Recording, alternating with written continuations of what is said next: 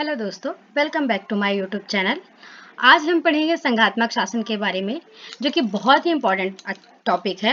लेकिन इससे पहले कि अगर आप हमारे चैनल में नए हैं तो प्लीज़ हमारे चैनल को सब्सक्राइब करें और वीडियो को एंड तक ज़रूर देखें। तो आज का हमारा टॉपिक क्या है कि संघात्मक शासन क्या है और इसकी परिभाषा क्या है, इसकी विशेषताओं का वर्णन हमें करना है। तो सबसे पहले तो हम ये जानते हैं कि संघात्मक शासन का मतलब क्या है, यानी संघ मतलब क्या होता है। ठीक है, तो जैसे कि इसके पहले वाले वीडियो में हमने बताया था आपको एकात्मक और संघात्मक के बीच क्या अंतर है। तो आज हम सिंगल टॉपिक पढ़ेंगे, संघात्मक शासन। तो संघात्मक शासन का मतलब क्या होता है दोस्तों? संघ का शासन यानी केंद्र और राज्य का शासन। ठीक है, संघात्मक शासन वह प्रणाली है जब दो या दो से अधिक राज्य मिलकर के अपने लिए एक शब्द यानी सरकार की स्थापना करते हैं और साथ ही आंतरिक क्षेत्र में स्वतंत्र भी रहते हैं, और शासन का स्वरूप जो है वो संघात्मक होता है। जैसे कि अगर हम बात करें भारत देश की, तो भारत जो है वो कैसा देश है? भारत राज्यों का संघ है ना। भारत क्या है? राज्यों का संघ है, यानी कई राज्यों से मिलकर के एक देश यानी भारत का निर्माण हुआ है। और भारत के प्रत्येक क्षेत्र में अलग अलग प्रकार की शासन व्यवस्था है ना। अलग प्रकार की क्या है? शासन व्यवस्था है। सभी राज्यों में अलग अलग मुख्यमंत्री नियुक्त किए जाते हैं, है ना।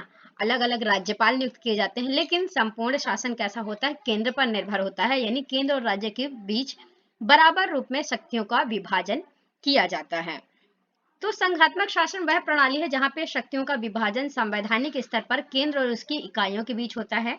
संघात्मक शासन को उस प्रकार का शासन प्रणाली कहेंगे जिसमें कई छोटे छोटे राज्य मिलकर के शासन चलाते हैं। ठीक है, जहां पे छोटे छोटे राज्य मिलकर के क्या करते हैं?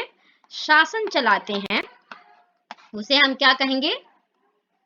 संघात्मक शासन कहेंगे। ठीक है, अब बात करते हैं हम किसकी? इसकी विशेषताओं की, संघात्मक शासन की।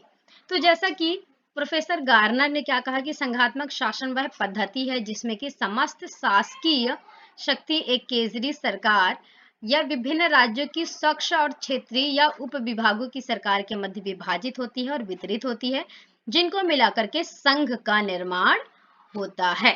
ठीक है, अब इसी विषय में डायसी ने क्या कहा है? डायसी ने कहा है कि संघात्मक शासन सरकार की वह योजना है जिसका उद्देश्य राष्ट्रीय एकता और राज्यों के अधिकार में सामंजस्य उत्पन्न करना इसका उद्देश्य होता है। ठीक है, तो इस प्रकार से संघात्मक शासन का उद्देश्य है राष्ट्रीय एकता और राज्यों के अधिकारों में सामंजस्य स्थापित करना। अब हम बात करते हैं संघात्मक शासन प्रणाली की विशेषता या उसके लक्षण की। तो क्या क्या विशेषता होती है? सबसे पहली विशेषता जो है वो है स्वतंत्र न्यायपालिका का होना।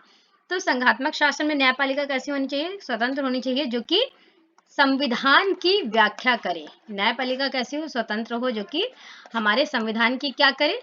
व्याख्या करे स्वतंत्र रूप से, और राष्ट्रीय व क्षेत्रीय सरकारों के बीच होने वाले जो झगड़े हैं उनका निर्णय करती है। फिर संघात्मक शासन में लिखित संविधान की बात कही गई है। लिखित संविधान का आशय क्या है कि संघात्मक शासन में संविधान लिखित होना अनिवार्य है, क्योंकि संघ समझौते का परिणाम है और समझौते का लिखित होना आवश्यक है। संविधान में केंद्र और राज्यों के बीच शक्तियों का विभाजन, संगठन, उनका संशोधन प्रक्रिया आदि का विवरण रहता है। तो किसी भी प्रकार से संशोधन करने के लिए क्या होना चाहिए? संविधान का लिखित होना अत्यंत आवश्यक है। ठीक है, अब बात करते हैं हम शक्तियों के विभाजन की। तो शक्तियां विभाजित कैसे होनी चाहिए? केंद्र व राज्यों के बीच शक्तियों का विभाजन होना चाहिए, दोनों को बराबर रूप से शक्तियां दी जानी चाहिए। कुछ शक्तियों केंद्र को तो कुछ राज्यों को सौंप दी जाती हैं, और अपने अपने क्षेत्र में ये स्वतंत्र होते हैं पूरी तरह से निर्णय लेने के लिए या फिर कानून बनाने के लिए। ठीक है, अब है दोहरा शासन व्यवस्था। दोहरे शासन से क्या है कि संघात्मक शासन की एक प्रमुख विशेषता है दोहरा शासन। मतलब एक केंद्र सरकार होगी जिसको संघीय सरकार कहेंगे, मतलब कि एक संघ सरकार।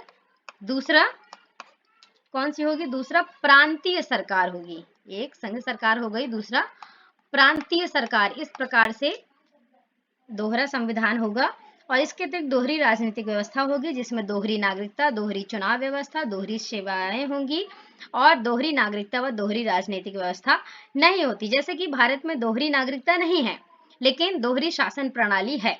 यहाँ पर सत्ता का विकेंद्रीकरण, न्यायपालिका की प्रधानता, लिखित संविधान, सभी आवश्यक चीजें जो हैं वो यहाँ पे मौजूद हैं। अब बात करते हैं हम सांस्कृतिक अधिकारों की। तो सांस्कृतिक अधिकार का अर्थ क्या है कि सभी को, यानी केंद्र और राज्यों को अपनी संस्कृति को सुरक्षित करने का अधिकार होगा।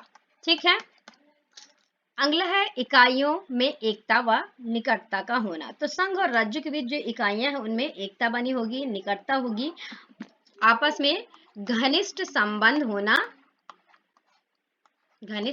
होना इनकी क्या है, सबसे प्रमुख विशेषता है, घनिष्ठता, एकता और निकटता का होना।